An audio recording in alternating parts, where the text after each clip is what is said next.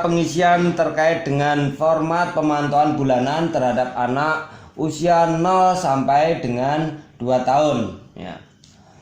Jadi yang pertama kita isi dan jangan sampai lupa ya, yaitu bulan pemantauan.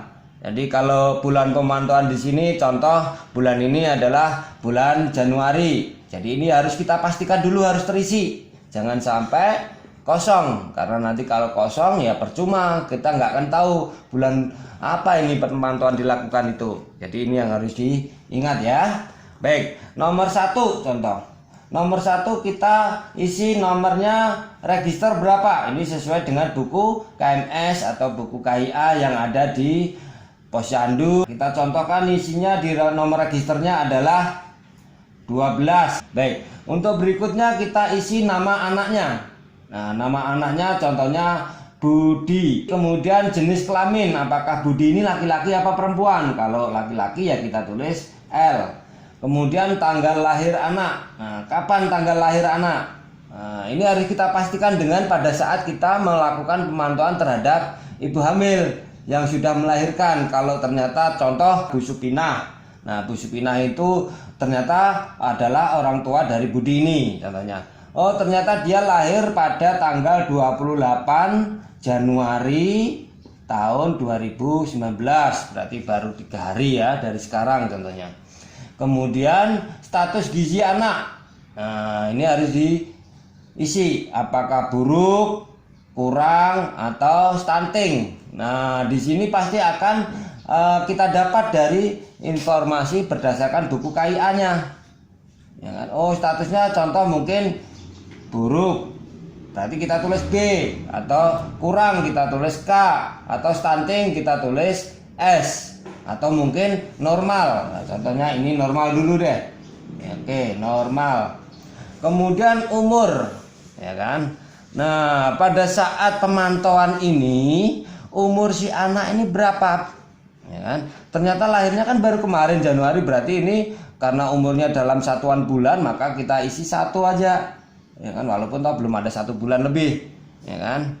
Nah, kemudian karena dia baru statusnya adalah baru belum ada sebulan, padahal di buku tikar pertumbuhan yang sudah kita jelaskan tentang penggunaan tikar pertumbuhan, maka di sini apakah merah, kuning, atau hijau hasilnya.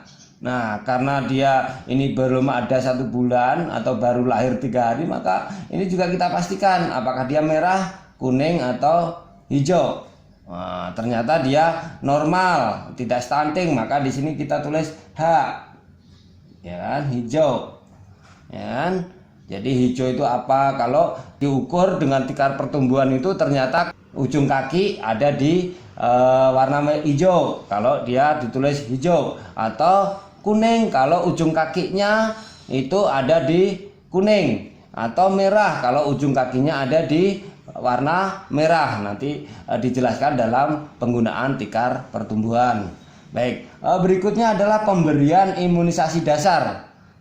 Jadi pada saat pemantauan ini apakah si Budi ini sudah memperoleh pemberian atas imunisasi dasar.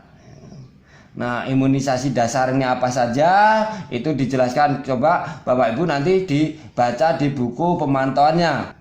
Kalau dia memperoleh maka di sini dicentang. Kalau dia belum memperoleh imunisasi dasar maka ini disilang, ya kan? Contoh karena ini baru lahir mungkin belum semua dilakukan imunisasi, mungkin masih silang karena belum semua imunisasi dasarnya. Kemudian pengukuran berat badan. Nah, apakah pada bulan Januari dilakukan pengukuran terhadap berat badannya enggak? Nah, pasti kalau baru melahirkan pasti ini karena baru 3 hari yang lalu kan. Ini kita centang atau kita checklist. Kemudian di kolom J yaitu pengukuran tinggi badan. Ya kan? Apakah Budi ini dilakukan pengukuran tinggi badan? Tidak. Ya kan? Karena tadi mungkin sudah diukur maka dicentang. Baik, berikutnya adalah konseling gizi bagi orang tuanya. Apakah si ibu Budi atau orang tuanya ini melakukan konseling gizi enggak atas pengasuhan terhadap Budi ini. Oh, ternyata karena belum, jadi ini kita silang. Kunjungan rumah, karena tadi dia itu adalah normal, ya kan, statusnya ini sama seperti yang tadi ibu hamil. Jadi kalau statusnya ini normal N, maka di sini tidak ada kewajiban untuk melakukan kunjungan rumah, maka kita kosongin, kita tidak perlu isi. Berikutnya adalah kepemilikan terhadap akses air bersih. Ternyata Bu Supina tadi kan mempunyai ini, maka ini orang tuanya mempunyai akses air bersih, maka ini kita centang atau kita checklist. Baik, berikutnya adalah kepemilikan terhadap jamban sehat. Apakah si orang tua dari Budi atau orang tua asuh ini mempunyai jamban yang sehat tidak? Nah, ternyata mempunyai, maka ini kita centang, ya. Kemudian akte lahir. Nah, akte lahir, apakah si Budi ini sudah mempunyai akte lahir enggak? Karena akte ini kan prosesnya cukup lama, ya. Jadi mungkin karena baru 3 hari yang lalu dia dilahirkan, maka mungkin akte lahirnya belum ada. Jadi kita silang. Jadi harus dipastikan juga.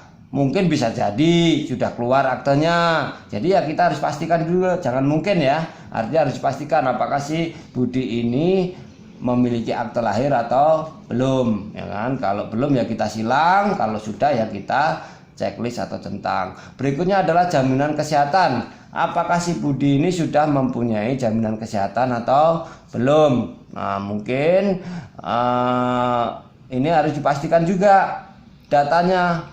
Kalau belum ya kita kasih silang. Baik, berikutnya adalah pengasuhan PAUD. Jadi ini kita pastikan apakah si Budi ini sudah terdaftar di PAUD atau belum. Jadi ini kita pastikan. Kalau belum berarti kita centang. Oke, ya. Jadi ini aja terkait dengan pemantauan bulanan terhadap anak usia 0 sampai 2 tahun.